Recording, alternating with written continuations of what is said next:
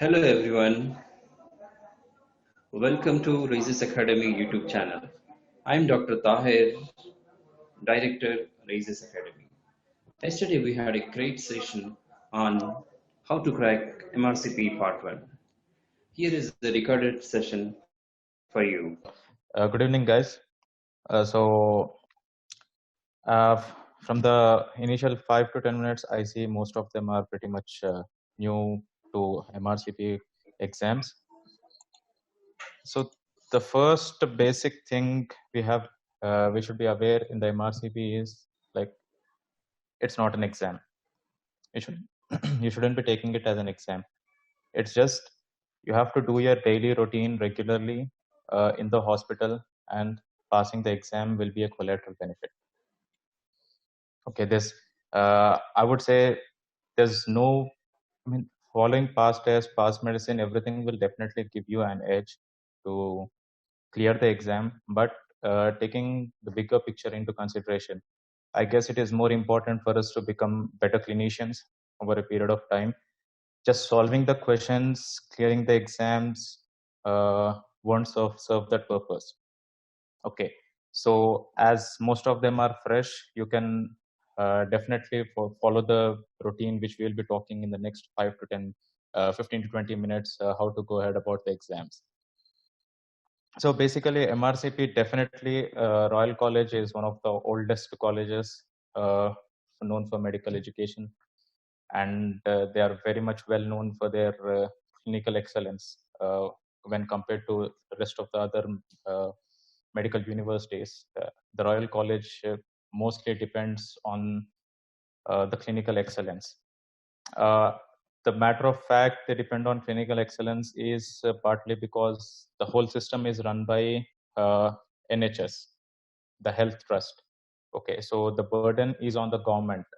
So the clinical, they try to minimize the number of investigations and try to cut down the overhead costs, the cost burden on the government. So that's the reason they stress a lot on the clinicals. And even then, even though if you see a part 1, part 2, and part 3, like you will be majorly tested on your clinical principles, clinical concepts, rather than factual questions. Very few factual questions which are absolutely important in a clinical practice only will be asked in the exam. So basically MRCP, it's of three parts, part 1, part 2, and part 3. If you ask me, I would say part 1 and part 2 and part 3 are pretty much the same. There's not much difference in part 1, part 2, and part 3. It's only the way they ask the questions will be different in the exam. So right from the beginning, if you start preparing all the three parts together, that would be absolutely great. That would be the most ideal way of preparing for the exam. And whatever concept you learn, you will be consolidating it completely if you do it in this way, like preparing for part 1, part 2, and part 3. So having said that, preparing for part 1, part 2, and part 3, what do I mean by that? Okay, so now suppose let us consider one example. uh, I guess everyone are aware of medical condition cardiac tamponade. Okay, so in cardiac tamponade, the pressure outside the heart increases tremendously compared to the inner chambers of the heart, causing to failure of the forward circulation of the blood. So as a result of that, there will be uh, loss of stroke volume, loss of cardiac output, and you can pretty much understand the consequences.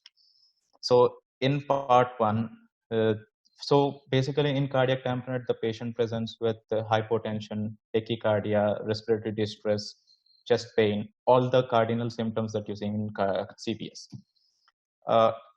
Now let us take part 1. How is he gonna ask this question in part 1?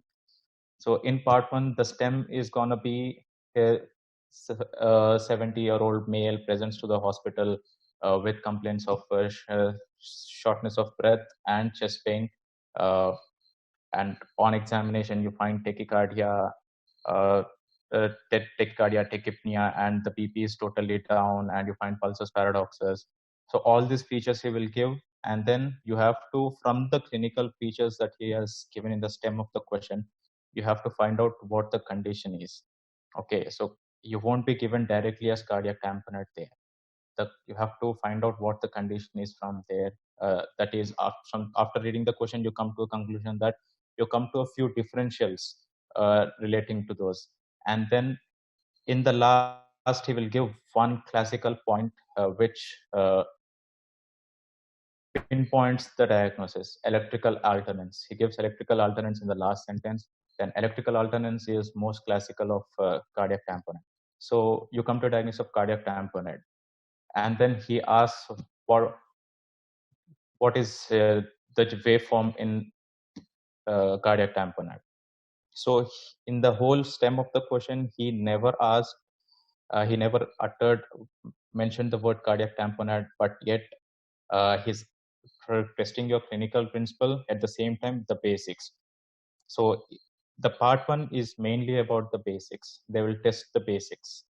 Okay, so for knowing the JVP waves in cardiac tamponade, the gene defect in cardiac tamponade,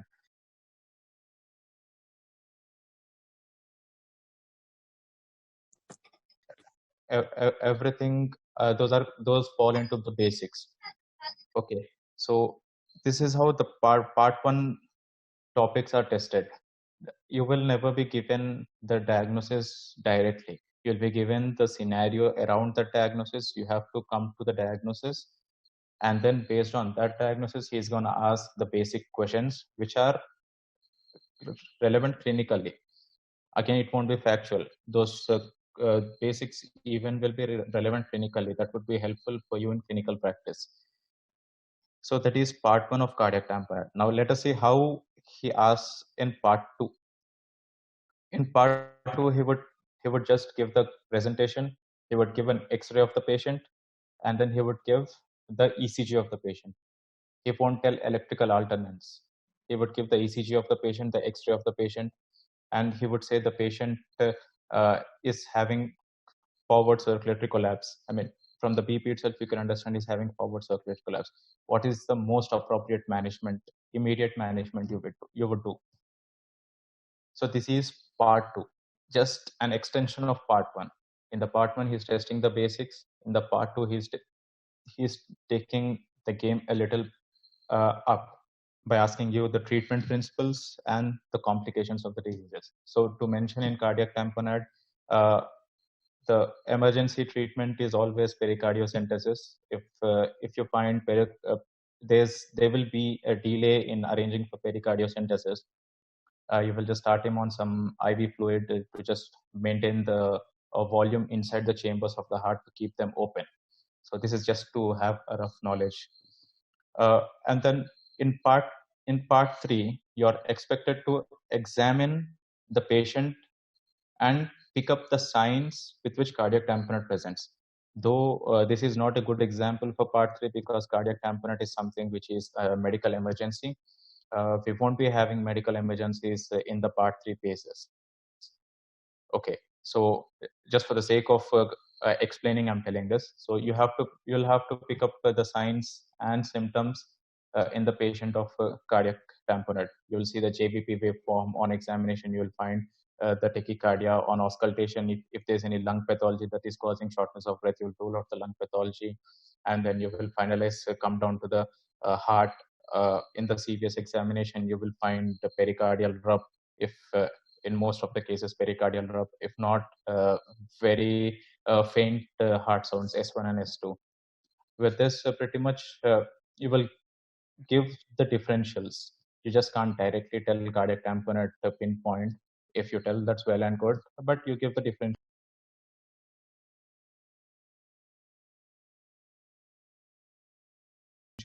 So this is how usually this is the testing pattern of MRCP. It's been continuing for hundreds of years, and it will continue to be the same. So having said that, part one, part two are both written exams. you will be applying for the exam. The exam, you'll be given answer question papers, and you'll have to mark in the OMR. Each question has about 5 options. All in most of the questions, all the 5 options will be very much close.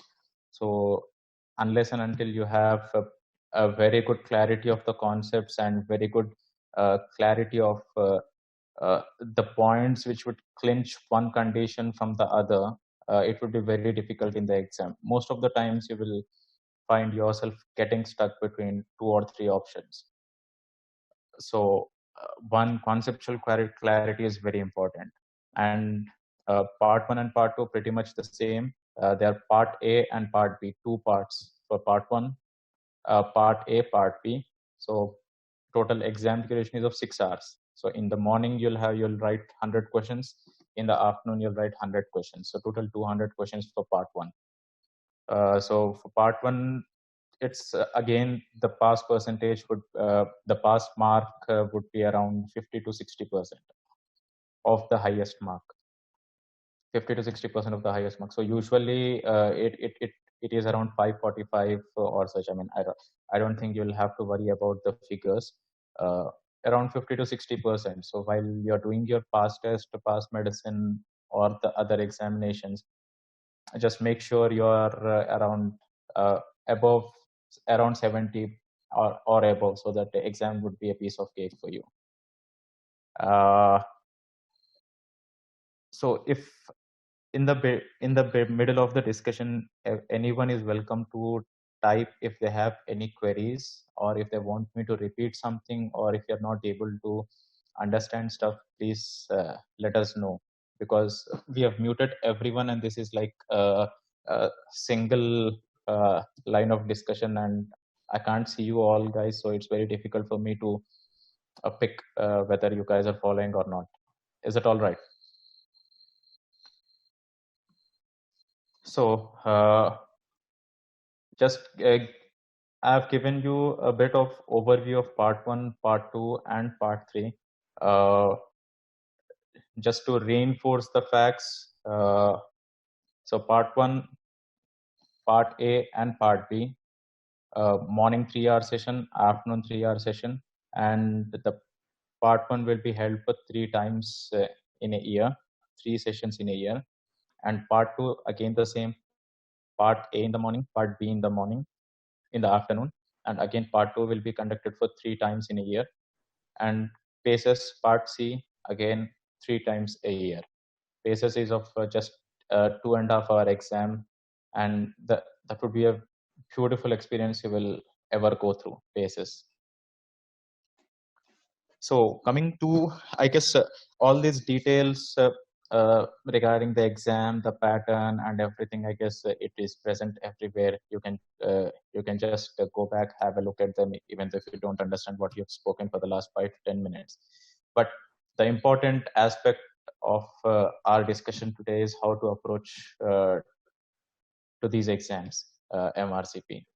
So I guess most of them here, if I'm not wrong, would be in the mindset, okay, first let me prepare part one. I will finish off part one, and then I'll start preparing for part two. I'll finish off part two, and then I'll again restart part three and finish it off, and then finally have MRCP degree under my name. So if you're thinking so, I think that's not a great idea. Part one and part two and part three preparation should go hand in hand. All the three should go hand in hand. It doesn't matter. Initially, you might take a lot of time to prepare, but eventually the time taken to clear part two and part three will be very less.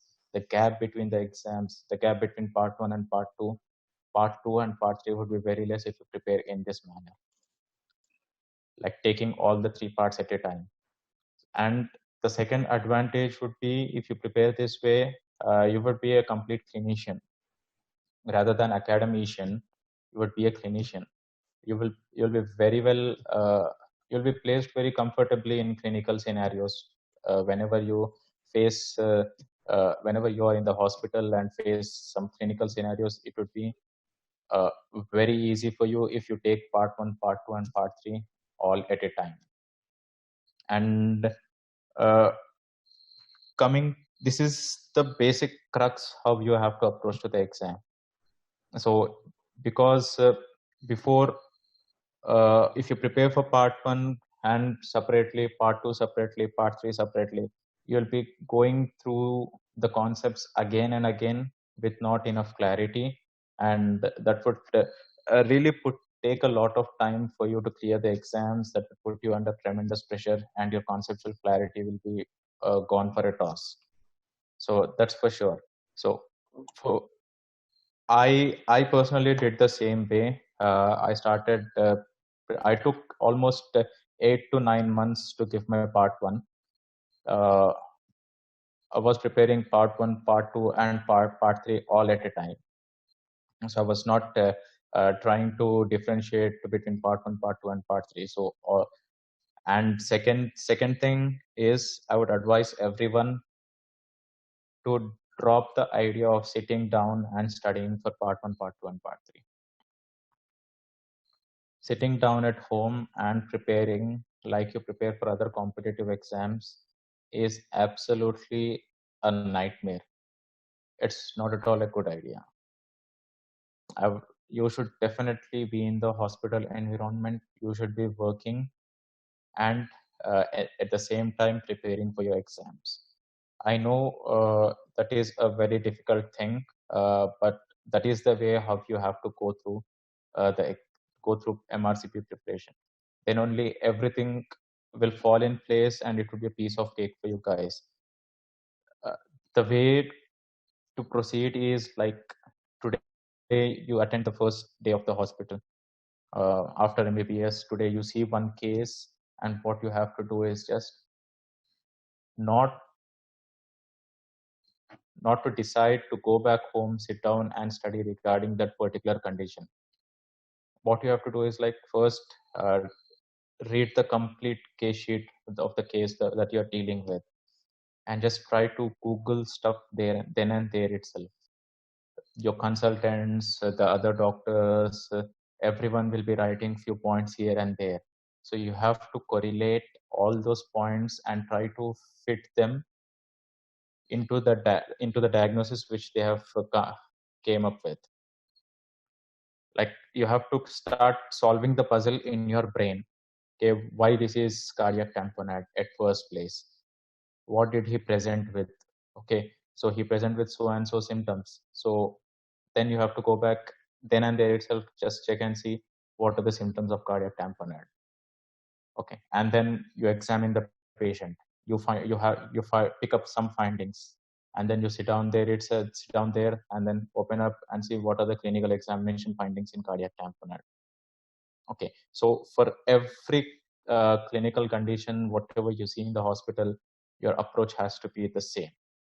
Only if you follow this approach, you will never ever forget the cases which you see in your clinical practice. Like, for example, I was even remembering the names of the patients while I was answering the questions in my part 1 and part 2. Okay, this patient taught me this, so this is the answer. So that's how you remember everything. I mean, I guess you guys must be thinking that I'm exaggerating stuff, like remembering the names of the patient. Even I thought I'm not capable of doing that, but it did happen to me. So I was able to pinpoint, okay, I've seen this case there, and able to answer the question uh, uh, from the reading that I've made during the clinical rounds. So clinical rounds is the most important part. So everyone, whoever is appearing for the exams, join hospital, be in active practice, uh, start practicing. That would make things very easy for you. And in the broader picture, after clearing the exams, everyone definitely has to uh, step into the world of clinical medicine. So then you will not be placed awkwardly at that point of time. If you're already in clinical practice and you're studying at the same time, after you finish an MRCP exam, you'll be placed in a much better condition compared to the others who don't do this. Okay. And second thing, if you keep on doing the way we have discussed in the clinical rounds, I would say clearing the exam would be just a collateral benefit. You need not worry about the exams at all. If you will be clinically strong and you'll be able to remember all the stuff, and the thought process in the exam would be very fast. Your thinking will be very fast and you'll be able to answer questions in lesser time.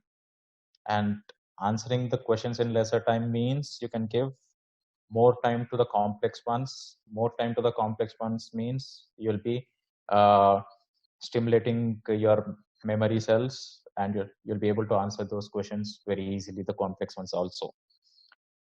If you take time for the easy ones, if you take more time for the easy ones also, the complex ones, forget about it. You won't be able to answer those complex ones also. You won't have enough time in the exam, because uh, each question would be very long. It would be almost, if you take part one, you will have only 2 questions in 1 page, A4 sized paper. So you can understand, just remove 10 lines for the options and the rest will be complete question.